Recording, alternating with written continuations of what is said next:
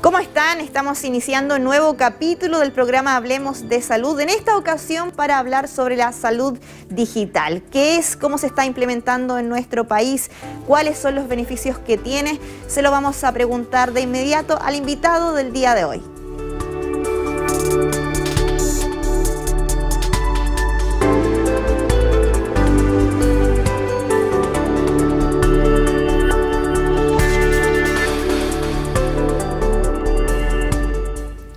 Bien, estamos con el profesor Sergio Guíñez. Él es ingeniero en informática, doctor en medicina y también académico de la Escuela de Medicina de la Universidad de Talca. Profesor, bienvenido, primera vez en el programa. Gracias por aceptar la invitación. Muchas gracias por la invitación y encantado de responder las preguntas que me puedan hacer y tratar de aterrizar los temas que son tan atingentes hoy en día. Sí, queremos hablar sobre la salud digital. Quizás muchos están preguntando a qué nos referimos, en qué consiste este modelo de salud que es mucho más amplio, por ejemplo, que la telemedicina, que es un tema que vamos a ver también más adelante. Sí, mira, la salud digital en general está determinada por todo lo que son las tecnologías de información y comunicaciones al servicio de los procesos sanitarios. Dentro de los procesos sanitarios me refiero a lo que ocurre tanto dentro de un hospital como entre hospitales o dentro de un sistema en general de salud. Estamos hablando de, por ejemplo, procesos de radiología, procesos de laboratorio, procesos administrativos, o sea, todo lo que tiene que ver con la salud digitalizada, o sea, cómo las tecnologías intervienen en pos de la mejora de la salud. Ese es el concepto a grandes rasgos. Y si diferenciamos la salud digital de la telemedicina o la teleconsulta, ¿qué diferencias podemos encontrar? Sí, la telemedicina es una aplicación particular de todas estas tecnologías que principalmente es la atención remota o la comunicación entre un profesional, que podría ser un profesional de la salud, un médico, un kinesiólogo, un fonoaudiólogo, con un paciente que está en otro lugar, a través de tecnologías de la información, a través de internet y a través de una pantalla, una cámara. Sin embargo, la telemedicina es una aplicación muy particular de lo que es la salud digital, porque tenemos conceptos, por ejemplo, como telesalud también, claro, que son conceptos más amplios donde la educación se hace a través de herramientas de información y comunicaciones. Claro, y son términos que hemos venido también escuchando, nos hemos acercado más debido también a la pandemia, a la crisis sanitaria. Si vamos a hablar más adelante específicamente de la telemedicina, de la teleconsulta, pero ¿cómo la tecnología hoy está aportando a la salud de las personas? En varios aspectos. Por ejemplo, uno de los ejemplos más más evidentes es el registro clínico electrónico.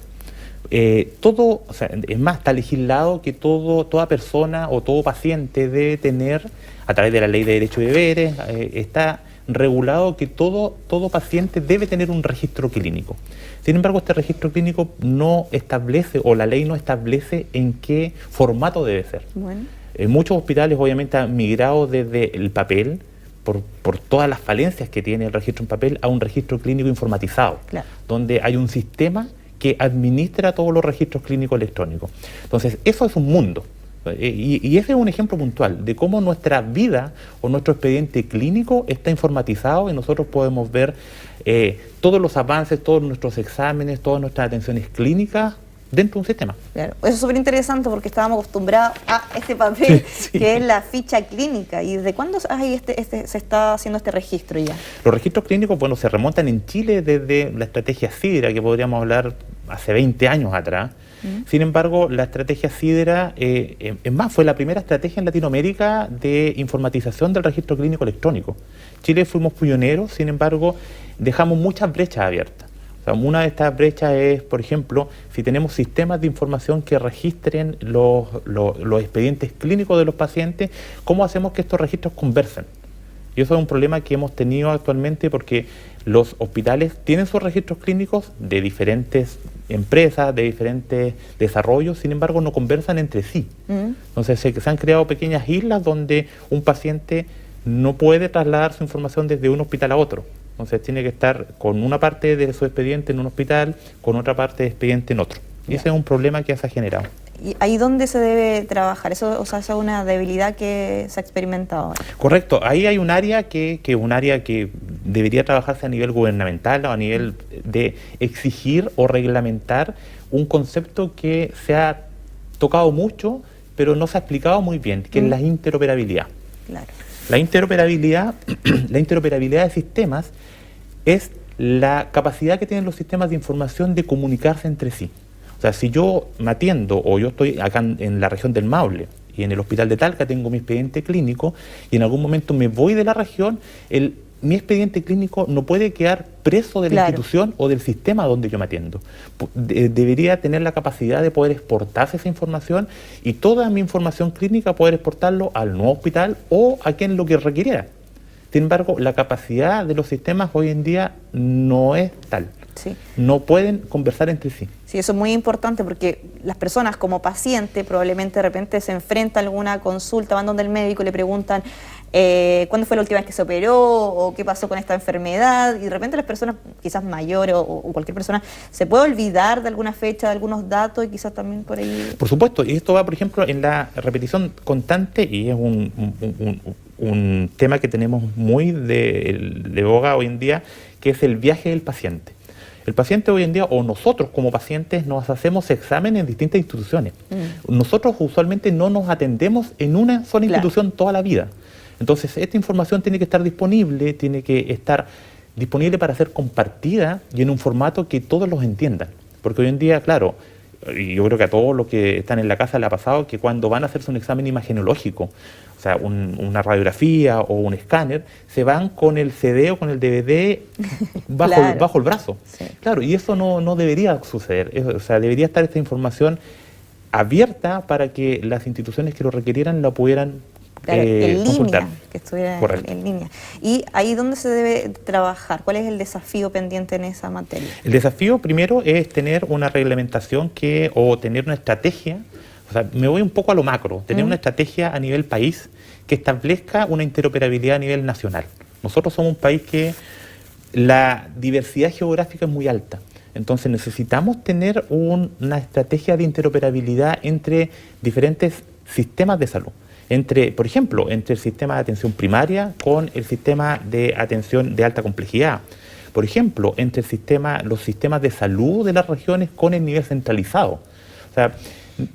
O sea, algo anecdótico, o sea, hay gente que se ha jubilado en la atención de salud digitando informes en Excel para el ministerio. Claro, que son los famosos informes en este REM. momento que está todo... O sea, que ha trabajado toda su vida digitando información y eso debería ser automatizado. Claro. O sea, los sistemas deberían tener la capacidad de poder exportar esa información y que no pasen por digitadores, que obviamente tienen un montón de falencias desde el punto de vista de los errores, desde el punto de vista de las horas que se interviene, bueno... Sí. Profesor, la salud digital, ¿cómo ha avanzado en nuestro país? Siempre hay una constante transformación, evolución. Hemos hablado sobre este tema, pero ¿cómo se está desarrollando? Mira, en los últimos años hemos apostado principalmente por desarrollarla desde las universidades. Las universidades se conformó, donde la Universidad de Talca es miembro fundadora del Centro Nacional de Sistemas de Información en Salud, que es el CENS. La idea del CENS, que se creó hacia el año 2016, la idea era dinamizar un poco el ecosistema de la salud digital, incorporando incluso privado, incorporando la empresa privada desde el punto de vista como ente movilizador de la salud digital en Chile. Está conformado por la Universidad de Chile, la Universidad Católica, la Universidad del Paraíso, la Universidad de Concepción y la Universidad de Talca. Ahora estamos en un proceso de renovación del centro. La idea es que el centro sea un centro de referencia a nivel nacional. Y ahí se ha avanzado un montón. O sea, hemos hecho un montón de capacitaciones, un montón de iniciativas de la mano, acompañando al ministerio, hospitales, a servicios. Por otro lado, recientemente creamos con las universidades, en conjunto con las universidades del Estado, la red de salud digital de universidades del Estado, donde la idea es que como universidades estatales relevemos este tema desde el punto de vista de integrar la salud digital, por ejemplo, a los currículums de formación, a los planes formativos de las carreras de ciencia de la salud. Claro. O sea, hoy en día ciencia de la salud no tienen incorporada la salud digital como un eje formativo fundamental.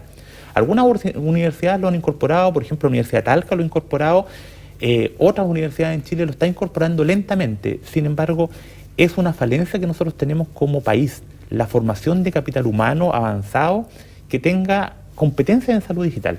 Pero estas dos estrategias que te he nombrado recientemente, el SENS y la RDSUE, Red Digital de Salud Digital de la Universidad del Estado, van en esa vía de avanzar, de apoyar, de fortalecer desde las universidades en la salud digital. Claro, y desde la academia entonces están impulsando estos cambios que también son muy necesarios. ¿Quién más debe participar de la implementación de la salud digital en nuestro país? Fundamentalmente el Estado. El Estado, porque el Estado, todas estas estrategias no tienen ningún marco regulatorio. O sea, todas estas estrategias pueden proponer, pueden sugerir, pueden fortalecer programas académicos. Sin embargo, el eje regulatorio lo mandata el Estado. Entonces, necesitamos que el Estado se haga presente con una estrategia. El año pasado, de hecho, participamos en múltiples mesas de discusión en la Cámara de Diputados junto a, yo diría que todos los colegios gremiales, todos los colegios profesionales y científicos en Chile, donde se planteó el tema, que era necesario tener una estrategia de salud digital, claro, acompañada de una legislación de salud digital, porque hasta el momento la única legislación que tenemos que toca o de alguna forma roza la salud digital es lo que dictamina la Ley de Derechos y Deberes del Paciente, donde habla, por ejemplo, de la seguridad de la información, de quién puede tener acceso a la información, pero lo habla desde el punto de vista del expediente clínico, abierto. Si bien tiene algunos índices de cómo se debe trabajar con el expediente clínico informatizado, no hay temas a nivel país que hablen de la interoperabilidad, claro, de la calidad de los datos, de cómo se deben establecer programas de formación. O sea, necesitamos una estrategia más a nivel macro. Hoy se busca instalar también entonces el tema en el debate. Sí, o sea, de hecho estamos siempre tratando de instalar el tema en el debate. Acá en la Universidad de Talca principalmente estamos impulsando cómo incorporar temas de salud digital y temas un poco más amplios. O sea, hay un área que es incluso un poco más amplia que es informática biomédica, donde va desde la bioinformática, la salud pública, epidemiología, podríamos hablar de salud clínica. Todo lo que es tecnología asociada a procesos clínicos lo estamos tratando de instalar como parte de los procesos formativos de los alumnos de ciencias de la salud y de ingeniería además, porque esta área es un área multidisciplinaria, donde no solamente intervienen profesionales de la salud, sino que también ingenieros, claro, tecnólogos, un montón de profesionales. Entonces, la idea es tratar de aunar esfuerzos y que estos planes formativos sean multidisciplinar, que llegue la multidisciplinariedad a ser parte de esta intersección entre lo clínico y lo técnico. Claro. Y ya que lo menciona, profesor, ¿cómo se están adaptando los estudiantes, el personal de salud a estos cambios? Los estudiantes son nativos digitales. Sí, nuestros estudiantes que tenemos hoy en día son nativos digitales, entonces para los estudiantes es bastante fácil, no hay una adaptación. La adaptación es un poco más para los profesionales que ya, yo digo, que son como de mi generación, de la generación sin internet. Claro. Porque nosotros somos de una generación que no nos educamos con internet, donde nos fuimos acostumbrando a los cambios evolutivos tecnológicos. Los estudiantes hoy en día tienen todo orientado a la tecnología. Está incorporado naturalmente. Es más, los últimos 2 años, la única forma de interactuar con los estudiantes fue a través de la tecnología. Exactamente. Entonces ellos están mucho más acostumbrados que nosotros y para ellos, de alguna forma, cuando se les toca estos temas, lo agradecen. Lo agradecen porque se les toca desde el punto de vista de formalizar algo que ellos han estado instintivamente aprendiendo o instintivamente utilizando. Entonces, nuestra formación va de la mano de entregarles los antecedentes y que ellos sepan que cuando sean profesionales en el futuro, sepan, por ejemplo, exigir criterios de calidad en sistemas de información.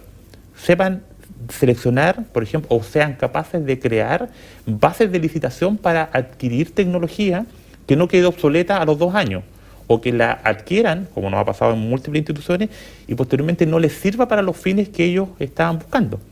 Y eso se hace a través de educación, o sea, entregarle las competencias a los alumnos para que sepan decidir. Sí. ¿Y los pacientes, cómo están recibiendo toda esta información nueva, quizás para muchos, acostumbrados quizás a ir directamente, a llevar su documento, su carpeta? Sí, los pacientes son los principales beneficiados, porque cuando hablamos de la salud digital hablamos de que la finalidad última de esto es la seguridad del paciente. Entonces, por ejemplo, para los pacientes uno de los principales beneficios es la continuidad de atención. O sea, por ejemplo, un ejemplo muy puntual, acá en Maule nosotros enviamos pacientes, por ejemplo, o las derivaciones de pacientes a otros hospitales. Entonces, que el paciente vaya con sus exámenes bajo el brazo es un tremendo reto desde el punto de vista de pacientes que algunas veces tienen hora asignada y no pueden acceder a algunos procedimientos porque no llegan con los exámenes. Claro. Entonces, los pacientes son los principales beneficiados. Lo otro que hoy en día se ha explotado mucho es un área que se denomina empoderamiento del paciente, o empowerment patient, como se denomina, que es el paciente, o sea, es mi información. Yo soy quien genera esa información y yo soy dueño de esa información. Y como es mi información y yo soy dueño de esa información, quiero tener esa información. Claro. Y hoy en día eso no sucede. Algunas clínicas en Chile establecen portales de pacientes donde uno ingresa por internet y puede ver su información, pero no es la generalidad. Entonces, los pacientes son los principales beneficiados porque al tener mi información en la mano, al saber lo que está pasando, imagínate con lo que pasa con los pacientes crónicos, que van continuamente haciendo exámenes y tener una curva de cómo van sus índices, y si eso tú lo tienes en tu laptop, en tu celular, o puedes acceder libremente, es un tremendo beneficio. Sí, vamos a seguir hablando de los beneficios también para los pacientes. Vamos a hacer una pequeña pausa y ya regresamos con más programa.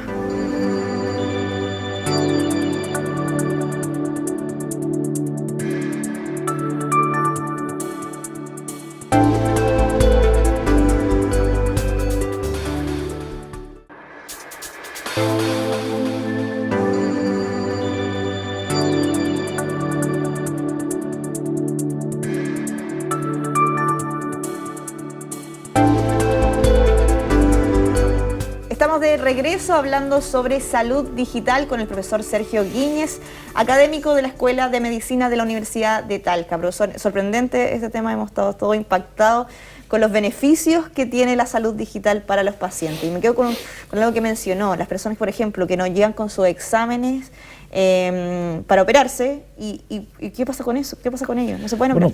Bueno, en las derivaciones principalmente pasa que, y nos ha pasado dentro del Maule, por ejemplo, que se deriva a otros hospitales y si no van con los exámenes pierden la hora.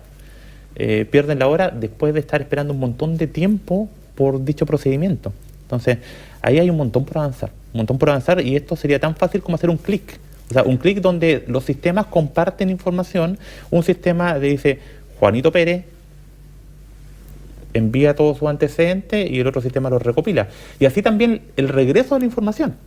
Porque si un paciente se atiende en una institución y lo deriva, por ejemplo, a una cirugía, posteriormente esa institución o los médicos que atienden a ese paciente van a requerir qué pasó con el protocolo operatorio, qué pasó con la epicrisis. Entonces, la información tanto de ida como de regreso es necesaria, cosa que en pocas instituciones, y instituciones que son de un mismo sistema, de un mismo proveedor, pero tenemos que escalarlo a la heterogeneidad, o sea, entre regiones, entre sistemas diferentes, y ese es un problema que Chile ha crecido tanto desde el punto de vista porque la informatización no es un tema ajeno, o sea, las regiones tienen sistemas de información, algunos mejores que otros, pero hay tal variedad de sistemas de información, algunos de empresas que son holdings mundiales de informática médica, otros de desarrollo más modestos que son de desarrollo interno o desarrollo de servicios.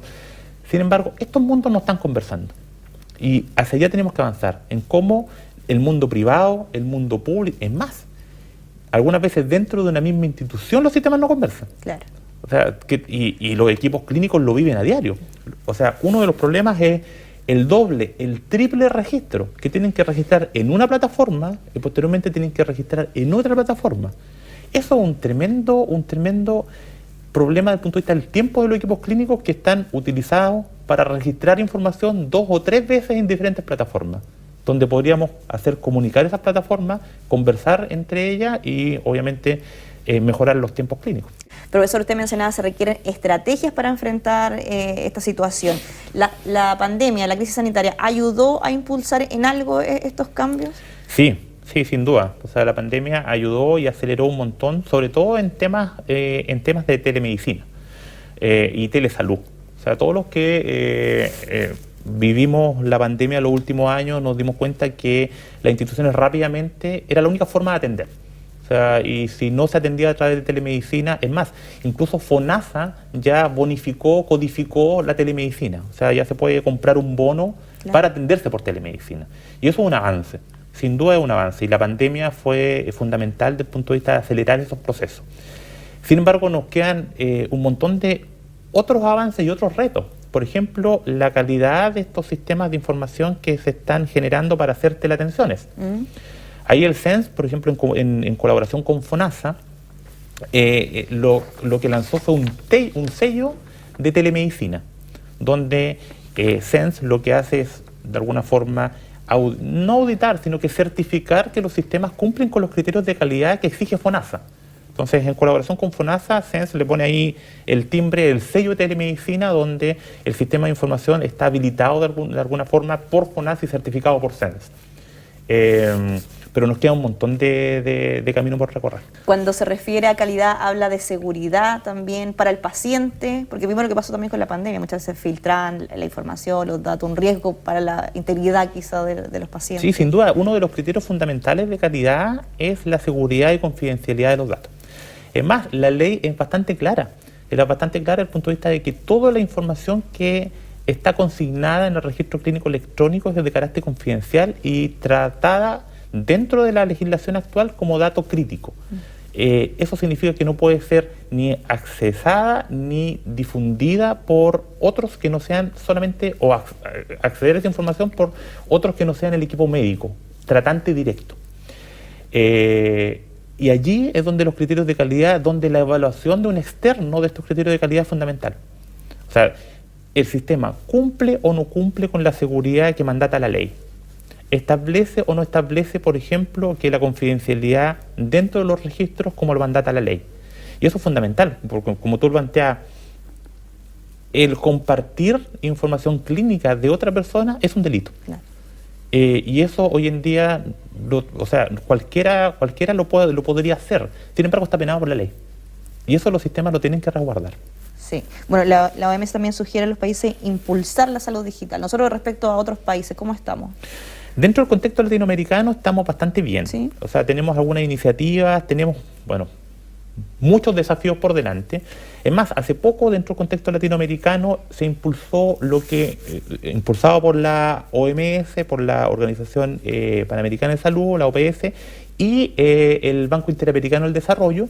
Se impulsó un proyecto que hace poco se hizo una conectatón en Santiago. Una conectatón es varios sistemas vinculados, conectándose entre sí, probando conectividad, donde la idea era impulsar una iniciativa que es bastante beneficiosa en el contexto que estamos viviendo, que es el pasaporte de vacuna interoperable. O sea, ¿cómo tenemos un pasaporte a nivel latinoamericano que sea interoperable entre los países participantes de esta red? Y donde la idea es tener un pasaporte de vacunas que pudiese ser presentado en toda Latinoamérica y el Caribe y pueda ser obviamente validado casi como un pasaporte convencional. Claro.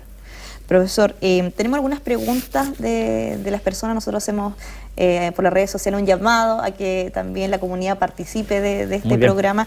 Y @Marce Barrosmo pregunta, ¿cuáles son las limitaciones de la atención digital? ¿Hasta dónde se puede llegar? La atención digital hoy en día tiene bastantes restricciones desde el punto de vista de los procedimientos, o sea, de los procedimientos clínicos. O sea, una consulta, obviamente, a través de telemedicina, hay muchas áreas donde se puede hacer consulta. Sin embargo, ya procedimientos donde se requiera examen físico, por ejemplo, es más complejo. Ahí es donde se requiere la presencialidad. Sin embargo, las primeras consultas o los primeros, por ejemplo, hoy en día en todo lo que es telepsiquiatría o telepsicología, ha dado muy buenos resultados. Y las sesiones psicológicas muchas veces se hacen a través de plataformas de videoconferencia. O sea, hay un montón, no voy a nombrar ninguna, pero hay un montón de plataformas donde se hace.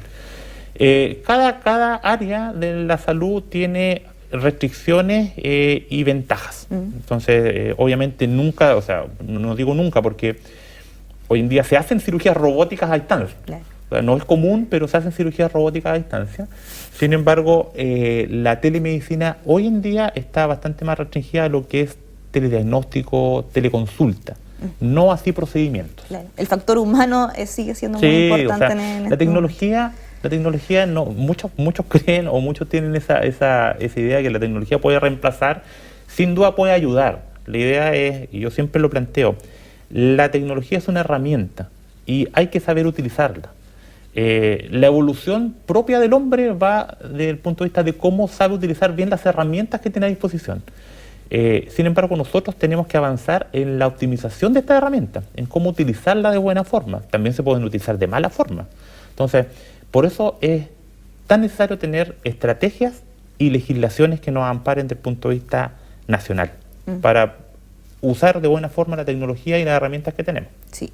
En el corto plazo, ¿qué iniciativas quizás serían importantes poder desarrollar? Mira, en el corto plazo, la interoperabilidad es un tema. O sea, la interoperabilidad, nosotros tenemos que avanzar. Esa es la base, es una base fundamental. Nosotros tenemos que avanzar a que los sistemas sean interoperables. Tenemos que avanzar a que la capacitación de las personas o tener capital humano avanzado en temas orientados, por ejemplo, en interoperabilidad, en calidad de datos, en salud digital en general. Hay un déficit tremendo de profesionales desde el punto de vista de la salud digital. O sea, hoy en día, como te comentaba al principio, los programas formativos no lo incluyen como base. Lo incluyen como temas vinculados en algunas especialidades, en algunas asignaturas, pero la salud digital como eje troncal en algunas universidades está, en otras no. Entonces, hacia allá tenemos que avanzar en formar capital humano que sepa de estos temas y capital humano especializado en ciencias de la salud, en ingeniería, que además vaya avanzando desde el punto de vista de exigir mejores criterios de calidad de los sistemas que van llegando y además avanzar en transformar, porque la palabra o el concepto de transformación digital no es mejorar la tecnología, sino que es tener mejores equipos que sepan cómo trabajar con la tecnología. Ahí hay un concepto que me gustaría en 2 segundos focalizarlo. O sea, esto no se trata de tecnología, se trata de los procesos que acompañan y estos procesos son llevados por personas. Entonces necesitamos capital humano. Y eso es fundamental. Capital humano que se forme desde las universidades, que se forme desde los institutos profesionales, que tengan una base de salud digital. Sí. Es fundamental. Y para mencionar brevemente, nos quedan quizás pocos minutos, la telemedicina, la teleconsulta, que quizás son conceptos, términos que las personas conocen o que han ido a una teleconsulta. ¿Eso cómo se está desarrollando en el país? En Chile hay una red de telemedicina en general que se llama RUTE, Red Universitaria de Telemedicina. Nuevamente las universidades han impulsado mucho. Desde el punto de vista de las instituciones privadas, las clínicas han ya incorporado la telemedicina como una consulta más. O sea, es más, uno cuando selecciona una hora médica o una hora algún profesional de la salud puede seleccionar, no en todos, pero muchas oportunidades uno puede seleccionar una teleconsulta. Entonces ya es parte de nuestro vocabulario. Lo hemos ido interiorizando, sí, ya sabemos sin duda, cómo hacerlo. es parte de nuestro vocabulario. Y la telesalud en general incorpora conceptos que son un poco más amplios que lo que es la atención clínica. Por ejemplo, la telesalud va desde el punto de vista de la teleeducación o cómo hacemos educación a distancia para profesionales de la salud.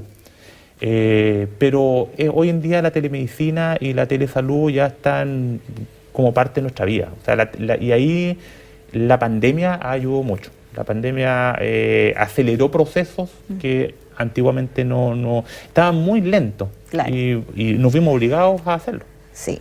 Y respecto también a la formación de los estudiantes, que no vamos a quedar con eso, que es súper importante para avanzar en estas materias. ¿La Universidad de Talca cómo está trabajando en eso? Mira, la Universidad de Talca está trabajando bastante bien en eso. Por ejemplo, en la Escuela de Medicina nosotros tenemos un curso de informática médica para alumnos de medicina. Además, incorporamos conceptos de informática médica en otras asignaturas. Y eso va apoyando a los alumnos desde el punto de vista de saber que el área es importante, saber cuáles son los principales fundamentos y darles a ellos competencias para que puedan saber elegir bien o puedan seleccionar buena tecnología, puedan saber sistematizar procesos.